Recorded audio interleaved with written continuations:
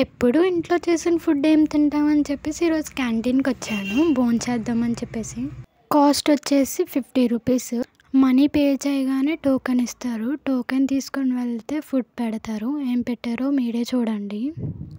వేడివేడిగా రైస్, పప్పు, potato curry, అప్పడాలు, ఇంకా చారు, పెరుగు మాట. అప్పడాలు 3 వేసారు, విచ్ ఈజ్ వెరీ సాడ్. నాకు చాలా ఇష్టం. ఇంకా టేస్ట్ ఎలా ఉందో చెప్పేస్తాను రండి.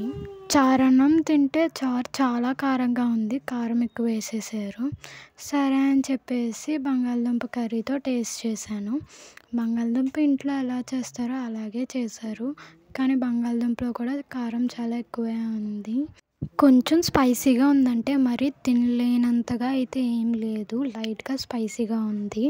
ఇంకా పప్పు, నాకు పప్పు అంటేనే చాలా ఫేవరెట్. ఇక్కడ కూడా చాలా బాగా చేశారు. కలుపుకొని తింటే చాలా బాగుంది. ఇంకా తర్వాత నాకున్నది ఇచ్చింది 3. ఆ 3 అప్పడాలలో కొన్ని అప్పడాలు మా ఫ్రెండ్స్కి సాక్రిఫైస్ చేసి ఒక అప్పడం నేను తినేసాను.